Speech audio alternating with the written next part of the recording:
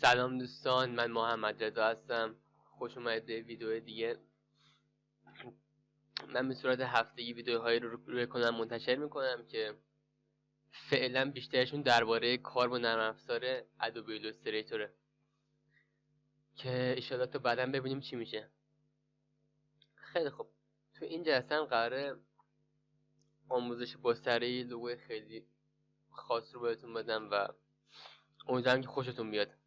فقط لطفا قبل از اینکه ببینید کانال من رو دنبال کنید و بعد از تمام شدن ویدیو لطفا اون رو لایک کنید و نظر خودتون رو هم بنویسید واسه من. خب بدون معطلی بریم سراغ شروع کار.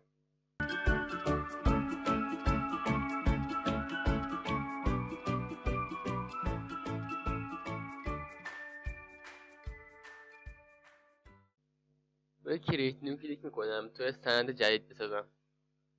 من سند خودم رو در اندازه 1000x800 پیکسل میسازم و کلر مود رو هم روی RGB میذاریم. بقیه‌اش دیگه خیلی مهم نیست. خب سند خودم رو که ساختم، اول از همه چیکار میکنیم؟ میام یه نیم دایره ایجاد میکنم. یه دایره میکشم،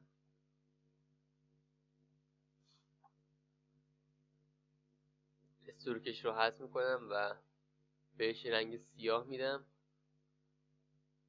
دایرکت سلکشن تول رو برمیدارم و یکی از انکرهاش رو حذف میکنم. به این صورت نیم دایره ایجاد شد. حالا برای اینکه بتونیم متن مورد نیازمون رو ایجاد کنیم، باید یه الگویی از خط‌ها رو ایجاد کنیم که هرچه حالا این الگو متنوع‌تر باشه قطعا شکلم زیباتر در میاد. من اینجا شروع میکنم یک سری خط ایجاد کردم با ابزار پن تول به اندازه عرض این نیم دایره. خط ایجاد میکنم، اندازه‌ش هم مساوی‌تر باشه قشنگ‌تر در میاد.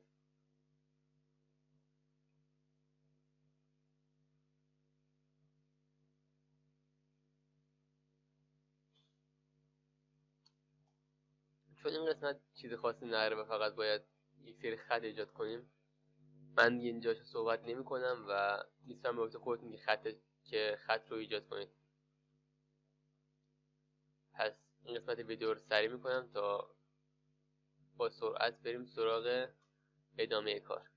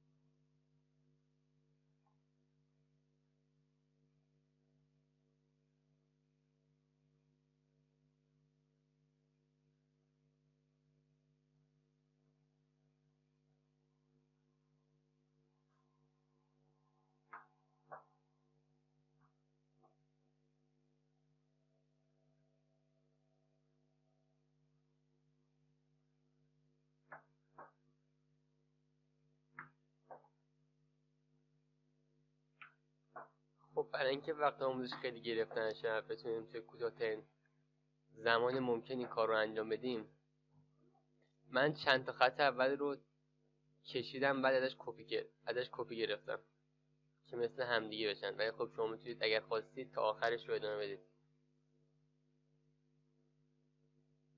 هنوز یکم کم داره.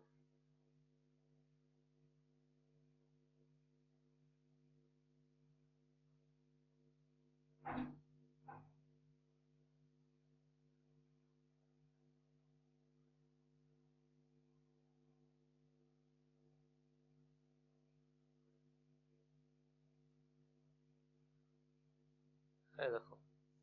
حالا کاری که میکنیم چیه؟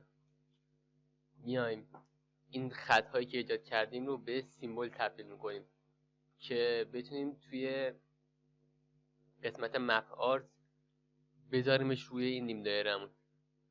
چجوری؟ اول همه رو با هم سلکت میکنیم و اونها رو گروه میکنیم با کلید میانبر کنترل جی. بعد که گروه کردیم از منوی سمت راست تب سیمبلز رو باز میکنیم که اگر نبود اینجا میاد ویندوز رو میزنید و روی اینجاست سیمبلز کلیک میکنید که براتون اینور باز بشه. خب این کار که کردید میاد این خطا رو سلکت میکنید، درگ میکنید توی تب سیمبل، یه اسم براش میذارید که من اسمشو میذارم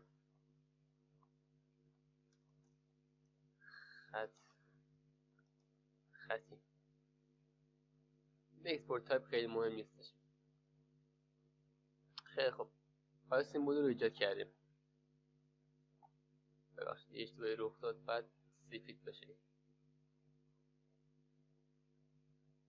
باید سفید بشه که میذاریمش روی نیم دایره سیاه، واضح و کامل معلوم بشه. دوباره ادش میکنیم به سیمبولا و بعد انجام شد. حالا نیم دایره رو سلکت میکنیم و میایم تب افکت 3D و ریولو رو میزنیم، پریویو رو میزنیم و از این بعد سرفیس رو روی نو شیدینگ میذاریم. اگر پلاستیک شیدینگ باشه میبینید که سایه مصنوعی به شکل ما میده و این ما نمیخوایم اینجوری باشه. رو شیدینگ رو میزنیم و روی مپ آرت کلیک میکنیم. از این قسمت سیمبل اون خطایی که ایجاد کرده بودیم رو میایم و انتخاب میکنیم. این ناحیه باشن به نظر مناسبه. اوکی رو میزنیم. خیلی خوب، خط‌ها ایجاد شدن.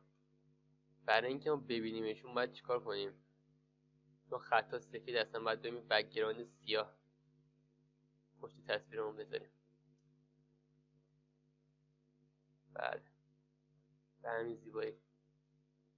برای اینکه یکم جالب‌تر بشه این مقدار زاویه‌اش رو عوض می‌کنیم. مناسبه. خب دوستان، این بود آموزش امروز ما. امیدوارم که ازش لذت کافی رو برده باشید و مطالبی هم که انتظار داشتید رو یاد گرفته باشید. خیلی ممنونم که نگاه کردید. اگر خوشتون اومد حتما لایک کنید و کانال من رو دنبال کنید و نظراتتون رو هم مثلا بنویسید و با تشکر از شما ممنون و خدا نگهدار.